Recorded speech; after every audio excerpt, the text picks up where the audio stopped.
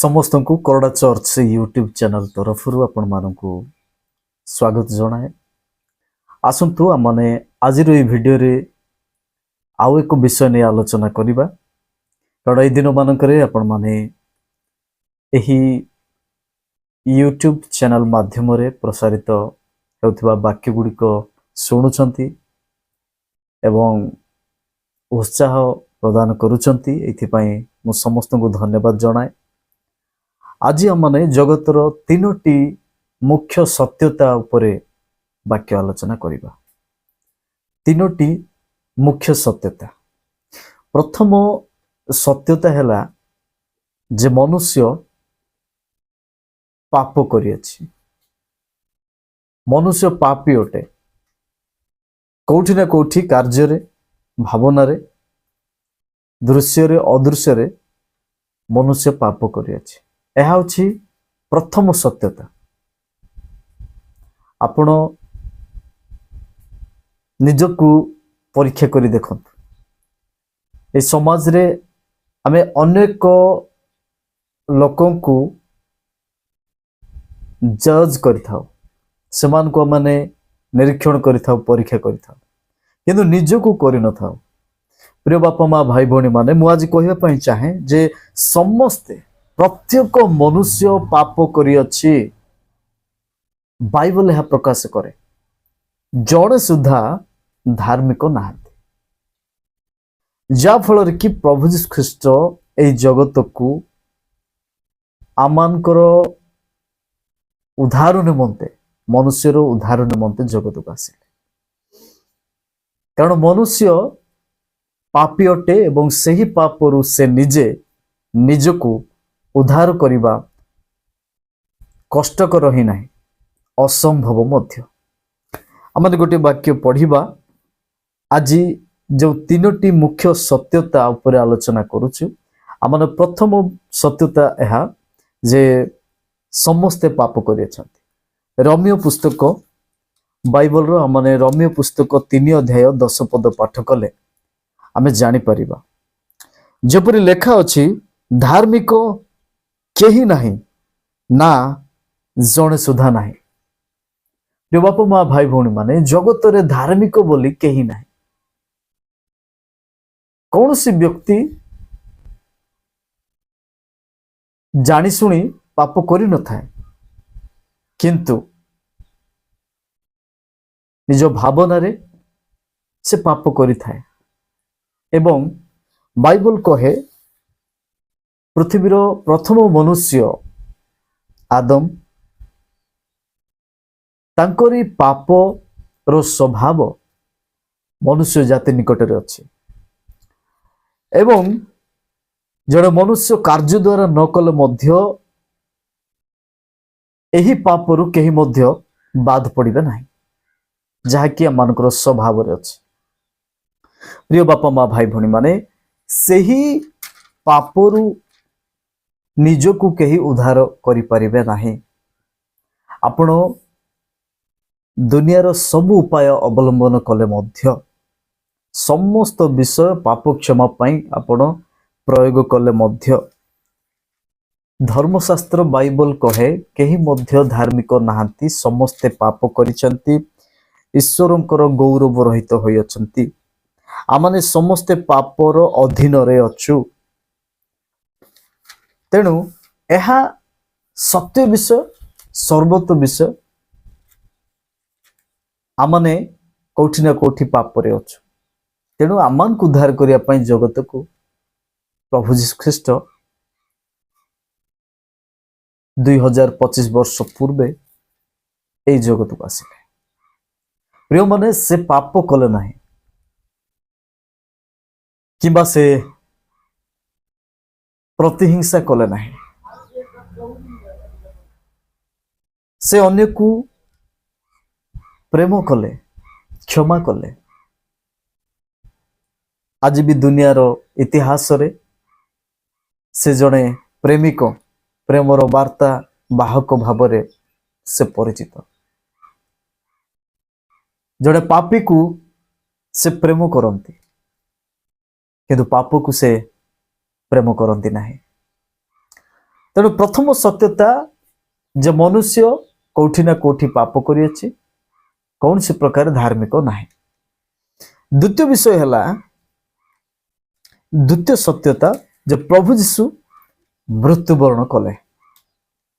ଆମେ ବାଇବଲରେ ତାଙ୍କ ସମ୍ପର୍କରେ ଅଧ୍ୟୟନ କରୁଛୁ ଏବଂ ଇତିହାସରେ ଆମେ ଜାଣିଅଛୁ ଯେ ପ୍ରଭୁ ଯୀଶୁ ଖ୍ରୀଷ୍ଟ କ୍ରୁଶରେ ମୃତ୍ୟୁବରଣ କଲେ। ଯଦିବା ଯିହୁଦୀ ମାନଙ୍କର ଯେଉଁ ନିୟମ ଥିଲା ଯେ ଅପରାଧ କରିବା ବ୍ୟକ୍ତିଙ୍କୁ କ୍ରୁଶରେ ମାରି କ୍ରୁଶରେ ଝୁଲାଇ ଦଣ୍ଡ ଦେବାର, ଆଜି ଆମେ ଦେଖୁଛୁ ପ୍ରଭୁ ଯୀଶୁ ମୃତ୍ୟୁବରଣ କଲେ। ଏହା ସତ୍ୟ ବିଷୟ। এই ଦିନ ଗୁଡ଼ିକରେ ଅନେକ ଗଣମାଧ୍ୟମରେ ଚର୍ଚ୍ଚା ହେଉଛି ପ୍ରଭୁ ଯୀଶୁ ଖ୍ରୀଷ୍ଟଙ୍କର ମୃତ୍ୟୁର ବିଷୟ ନେଇକି। ଯୋହନ 19 ଅଧ୍ୟାୟ ମାନେ ତାର 30 ପଦ ମାନେ ପାଠ କରିବା, ଲେଖାଯାଏ ସେଥିରେ ଯୀଶୁ ସେଇ ଅମ୍ଳ ରସ ପାନ କରି କହିଲେ ସମାପ୍ତ ହେଲା, ଆଉ ସେ ମସ୍ତକ ଅବନତ କରି ପ୍ରାଣ ତ୍ୟାଗ କଲେ।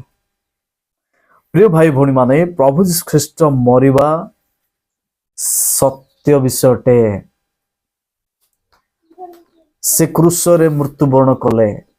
ପ୍ରଥମ ବିଷୟ ମନୁଷ୍ୟ ପାପୀ, ସତ୍ୟ ବିଷୟଟେ। ଦ୍ୱିତୀୟ ବିଷୟ ପ୍ରଭୁ ଯୀଶୁ ଖ୍ରୀଷ୍ଟ ଜଗତକୁ ଆସିଲେ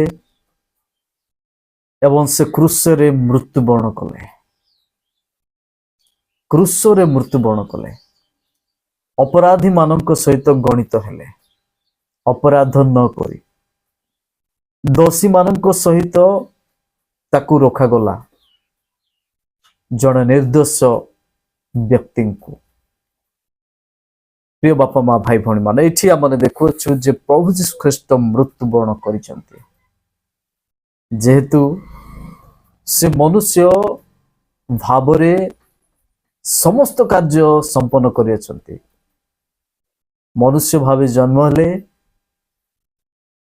ସେ ଦୁଃଖ, କଷ୍ଟ, କ୍ଷୁଧା, ତୃଷା ସମସ୍ତ ବିଷୟକୁ ଅଙ୍ଗେ ନିଭାଇଛନ୍ତି ଏବଂ ମନୁଷ୍ୟ ଯେ ରୂପେ ମୃତ୍ୟୁବରଣ କରନ୍ତି ସେ ମୃତ୍ୟୁବରଣ କଲେ।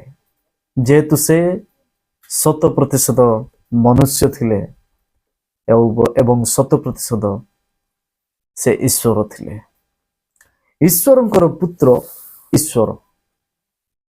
ତେଣୁ ଦେଖନ୍ତୁ, ଏଠି ପ୍ରଭୁ ଯୀଶୁ ଖ୍ରୀଷ୍ଟ ମୃତ୍ୟୁବରଣ କଲେ, ଏହା ଦ୍ୱିତୀୟ ସତ୍ୟତା। ଏବଂ ତୃତୀୟ ସତ୍ୟତା ଆପଣମାନଙ୍କୁ ମୁଁ କହେ, ତୃତୀୟ ସତ୍ୟତା ପ୍ରଭୁ ଯୀଶୁ ଖ୍ରୀଷ୍ଟ ମୃତ୍ୟୁରୁ ପୁନରୁତ୍ଥିତ ହେଲେ। এইটা ହେଉଛି ତିନୋଟି ସତ୍ୟ ବିଷୟ ଜଗତରେ। The three great facts। ପ୍ରଭୁ ଯୀଶୁ ଖ୍ରୀଷ୍ଟ ମୃତ୍ୟୁ ବରଣ କଲେ ଏବଂ ତୃତୀୟ ଦିନ ସେ ଉତ୍ଥିତ ହେଲେ। ବାଇବଲରେ ଆମେ ଦେଖିବା 15 ଅଧ୍ୟାୟ 1 କରିନ୍ଥୀୟ 3 ଏବଂ 4 ପଦ। ଏଠି ଆମେ ଦେଖୁଛୁ ଯେ ପ୍ରଭୁ ଯୀଶୁ ଖ୍ରୀଷ୍ଟ ଯାହାଙ୍କ ବିଷୟରେ ଶାସ୍ତ୍ରରେ ଲେଖା ଥିଲା, ଆଉ ସେ ଜନ୍ମ ହେବେ, ଆଉ ସେ ଅନେକଙ୍କ ନିମନ୍ତେ କ୍ରୁଶରେ ମୃତ୍ୟୁବରଣ କରିବେ। ଲେଖାଯାଏ ଖ୍ରୀଷ୍ଟ ଶାସ୍ତ୍ର ଅନୁସାରେ ଆମ୍ଭମାନଙ୍କ ପାପ ନିମନ୍ତେ ମୃତ୍ୟୁ ଭୋଗ କଲେ, ସମାଧି ପ୍ରାପ୍ତ ହେଲେ, ଶାସ୍ତ୍ର ଅନୁସାରେ ତୃତୀୟ ଦିବସରେ ଉତ୍ଥିତ ହେଲେ। ପ୍ରଭୁଙ୍କ ମହାନାମର ଧନ୍ୟବାଦ ହେଉ। ପ୍ରଭୁ ଯୀଶୁ ଖ୍ରୀଷ୍ଟ ମୃତ୍ୟୁବରଣ କଲେ, ଏହା ସତ, ଏବଂ ସେ ମୃତ୍ୟୁରୁ ଉତ୍ଥିତ ହେଲେ, ଏହା ମଧ୍ୟ ସତ୍ୟ। এই ତିନୋଟି ସତ୍ୟତା ବିଷୟ ଆମକୁ ଜାଣିବାକୁ ହେବ ଏବଂ ପ୍ରଭୁ ଯୀଶୁ ଖ୍ରୀଷ୍ଟଙ୍କ ବିଷୟରେ ଅଧିକରୁ ଅଧିକ ବାଇବଲ ଅଧ୍ୟୟନ କଲେ ଆମେ ଜାଣିପାରିବା। ପ୍ରିୟମାନେ, ବାଇବଲ ଏକ ଏ ପ୍ରକାର ପୁସ୍ତକ ଅଟେ, ପୃଥିବୀର ସବୁଠାରୁ ବ୍ୟବହାର ଏବଂ ବିକ୍ରୟ ପୁସ୍ତକ, ସବୁଠାରୁ अधिक व्यवहार अधिक विक्रय होइथिबा पुस्तक बाइबल। तेणु यही सत्यता विषय आमने जानिबा आवश्यक। आमनकर राष्ट्र जेपरि आमने प्रत्येक विषय जानी पारुअछु, संविधान विषय को आमने जानिबा को चेष्टा करूछु, विज्ञान विषय जानिबा को चेष्टा करूछु, भौगोलिक विषय को आमने अध्ययन करूछु, आधुनिक विज्ञान मध्य आमने शुणुछु देखुछु। किंतु सत्य विषय ईश्वरंकर सत्य कार्य ताहांकर योजना एहा बाइबल व्यतीत आपण आउ कोठी पाइबे नाही। तेणु आपण बाइबल पढ़ंतु। प्रिय बापा माँ भाई भणी माने आमने आज तीनोटी मुख्य सत्यता विषय आलोचना करूछु। प्रथम मनुष्य पापी, द्वितीयटी हैला प्रभु यीशु ख्रीष्ट मनुष्य मानक निमंते उद्धार करने को जाई से क्रूसरे मृत्युवरण कले, एवं तृतीय सत्य से मृत्युरु पुनरुत्थित हेले। प्रभु यीशु ख्रीष्ट क्रूसरे वर्तमान नाहंती, प्रभु यीशु ख्रीष्ट समाधि रे भी नाहंती, से मृत्यु को जय करियछंती। तेणु प्रभु आम प्रत्येक को अनुग्रह करंतु। प्रभु यीशु ख्रीष्ट को जो माने मृत्यु को जय करिसंती बोली, जो माने मृत्युरु पिता ईश्वर तांको उठाइछंती बोली, जो माने निजर उद्धारकर्ता बोली हृदय रे विश्वास करिवे, प्रभु सेमान को संतान संततिर अधिकार देउछंती। हुए तो आपण आज प्रथम थर ए संवाद देखुथिबे, आज आपण को मध्य प्रभु प्रेम करंती। आपण को निमंते समस्त को निमंते से जगत को आसिले, कारण मु एवं आपण माने समस्त माने पापी अटु। तेणु तांको विश्वास करिवा द्वारा बाइबल कहे आमानकर पाप क्षमा हुए, कारण पाप समस्तकर प्रभु यीशु ख्रीष्ट क्रूस रे बहन कले। से निज उपरे समस्तकर पाप को नेले, एवं लिखा जाए जो माने जो परिस्थिति रे जेतेबेले मध्य प्रभु को विश्वास करंती, ग्रहण करंती, से माने पाप क्षमा पाती। प्रभु हम समस्त को यही अल्प संदेश द्वारा आलोचित द्वारा समस्त को आशीर्वाद करंतु। धन्यवाद। आसंतु माने पदे प्रार्थना करिबा। प्रेममय स्वर्गस्थ पिता, आमे तुम नामर धन्यवाद करूछु। आज समय प्रभु पृथ्वीर अनेक विषय आमने जानिले सुधा आमे जे पापी अटु, आमे धार्मिक नाहु, एहा तुमे आमान को जानिबा को देई अछ। एवं प्रभु आमान को रक्षा करिया पाई तुमे निजर अद्वितीय पुत्र प्रभु यीशु ख्रीष्ट को जगत को पठाइल, एवं प्रभु यीशु ख्रीष्ट क्रूस रे मृत्युवरण कले, यह सत्यतार विषय। एवं तुमे प्रभु यीशु ख्रीष्ट को तृतीय दिन रे मृत्यु को जय प्रदान करी, मृत्यु ठारू जयवंत करी प्रभु यीशु ख्रीष्ट को उठाइल। यह सत्य, यह विश्वास योग्य अटे। ए प्रकार वाक्य निमंते तुमको धन्यवाद देउछु। देखुथिबा प्रत्येक भाई भणी, प्रत्येक पुओ झियो मान को तुम आशीर्वाद कर। समस्त धन्यवाद तुमको दे प्रार्थना यीशु नाम रे मांगुछु। आमेन।